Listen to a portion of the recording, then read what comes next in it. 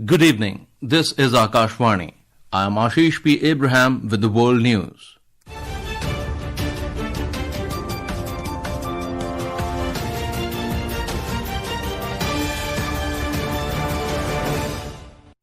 India and Japan agree to deepen defense partnership, sign memorandum of arrangement on maritime security cooperation. India allows duty-free import of 10 lakh tons of raw sugar until 31st of October. Protests in Pakistan-occupied Jammu and Kashmir spread as Islamabad struggles to contain growing defiance. Veteran Bangladesh Nationalist Party leader Mirza Fakhrul Islam Alamgir elected as country's 23rd president in first contest in 35 years. And in Women's Hockey World Cup, India qualifies for second round after goalless draw with England in Pool D match.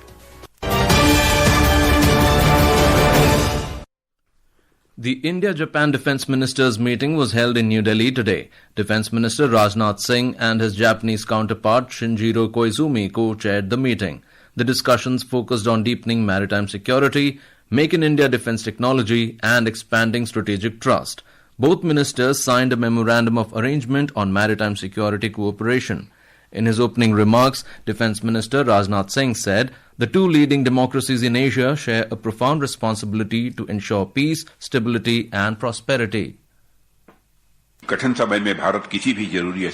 In difficult times, India remains committed to providing every possible assistance, relief and support. Our relationship is rooted in shared democratic values, mutual respect and a deep civilizational connection. As we mark 75 years of diplomatic relations next year, this enduring friendship will not only benefit our two countries but also strengthen stability, security and resilience across the Indo-Pacific, making it a cornerstone of cooperation.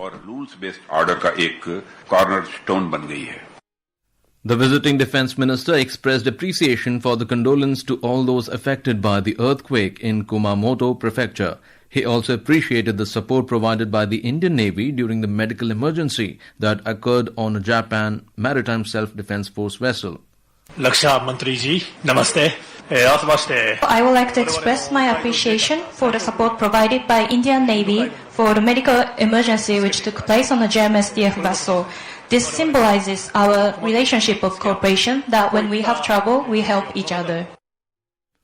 Later, Mr. Koizumi called on Prime Minister Narendra Modi. During their meeting, Mr. Modi shared his vision for further strengthening the special strategic and global partnership between India and Japan and highlighted the importance of India-Japan defense and security cooperation in furthering peace, stability and prosperity in the Indo-Pacific and beyond.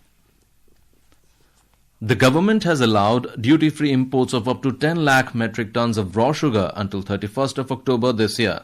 The Directorate General of Foreign Trade, DGFT, in a notification issued today, said imports of raw sugar will be allowed without duty under a tariff rate quota, TRQ, of 10 lakh metric tons, subject to specified conditions.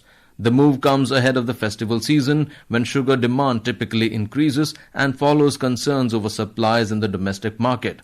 India is the world's second largest sugar producer. The Pakistani establishment has now been further exposed as the residents of Pakistan-occupied Jammu and Kashmir (POJK) have intensified their protests across the region.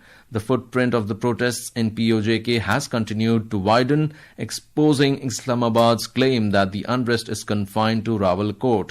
The Joint Awami Action Committee (JAAC) has rejected Islamabad's claim, saying that the protests have now spread across the occupied territory. The JAAC said the mobilization has extended to Sudhanoti and announced a long march to Muzaffarabad. The committee also said it would intensify demonstrations through rallies across the region and continue to press for better economic conditions and guaranteed constitutional rights. Meanwhile, Pakistan Prime Minister Shehbaz Sharif's government is facing fresh pressure after tensions within its ruling alliance intensified over elections in Pakistan-occupied Jammu and Kashmir. Pakistan People's Party chairman Bilawal Bhutto Zardari has warned that his party will not cooperate with the government until its concerns over the polls are addressed. The PPP has repeatedly accused its coalition partner, the Pakistan Muslim League Nawaz, of rigging the elections. Bhutto Zardari has accused the PMLN of using bullets, batons and coercion to rob people of their votes. The PPP has challenged the election process in the POJK High Court, arguing that government formation is unconstitutional until voting is completed in the remaining districts.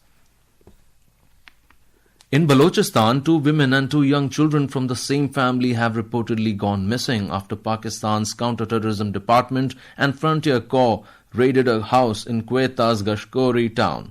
Media reports quoting family sources said that security personnel entered the house around 4 a.m. on August 19 and detained the 4 family members from Mustang. They have been reportedly missing since then. The Baloch Women Forum has condemned the reported disappearances and called for the immediate and safe recovery of all 4. This is Akashvani. You are listening to World News. We bring you the top international news and updates from around the globe. Veteran Bangladesh Nationalist Party BNP leader Mirza Fakhrul Islam Alamgir has been elected as the country's 23rd president. The 78-year-old leader secured 255 votes in the presidential election held at the Jatiya Sangsad, the country's parliament. He defeated former army officer Oli Ahmed, the candidate backed by the 11-party opposition alliance led by the far-right Bangladesh Jamaat-e-Islami. Iran's Islamic Revolutionary Guard Corps (IRGC) has said it will use more devastating weapons if a new war begins against the country. IRGC spokesperson Hossein Mohebi told a news agency that following the 12-day and 40-day wars imposed on it by the United States and Israel this year, Iran has expanded its military capabilities. He said future missiles would differ in their warhead generation, precision and range, adding that their destructive power would be far greater than weapons used in previous wars. Mohebi also rejected US President Donald Trump's claim of a back channel for talks between Washington and the IRGC, calling it a delusion. In Ukraine, 16 people have been killed and several others were injured in a massive Russian attack on Kyiv and the surrounding region overnight. Strikes damaged a hospital, a school, a preschool, residential buildings, and several warehouses across the city. Ukraine has been relatively successful at intercepting the massive numbers of drones that Russia uses in its large-scale attacks. PM Modi has congratulated Hakainde Hichilema on being re-elected as the president of Zambia. In a social media post, Mr. Modi noted that India greatly values its multifaceted partnership with Zambia. In hockey, the Indian women's team has advanced to the second round of the FIH World Cup after playing out a goalless draw against England in the final Pool D match at Amstelveen in the Netherlands. Both teams created opportunities but failed to find the back of the net, with India's defence holding firm throughout the contest. India stopped multiple penalty corners from England, especially during a tense second half. The draw helped India, led by Salima Tete, sealing a vital second-place finish in Pool D. In badminton, Indian men's doubles pair of Satvik Sairaj Rankireddy and Chirag Shetty and women's doubles duo of Trisa Jolie and Gayatri Gopichand have stormed into the quarter-finals of the BWF World Championships in New Delhi. Fifth-seeded Indian pair defeated Junaidi Arif and Roy King Yap of Malaysia 21-23, 21-19, 21-17. Earlier in the day, India's women's doubles pair of Trisa Jolie and Gayatri Gopichand stormed into the quarterfinals, defeating 7 seeds Rin Iwanaga and Kie Nakanishi of Japan in straight games. However, former world champion PV Sindhu lost to third seed Wang Ziyi of China in the pre-quarterfinal match. Astronomers have discovered an unusually dense giant exoplanet orbiting a star far beyond our solar system that challenges current theories of how planets are formed.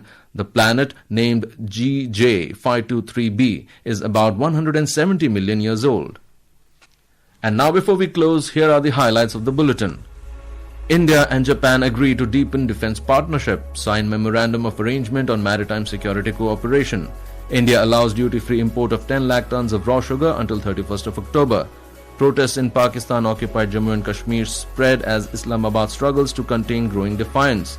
And in Women's Hockey World Cup, India qualifies for second round after goalless draw with England in Pool D match. That concludes tonight's World News Bulletin. For more updates, stay tuned to Akashvani. Good night.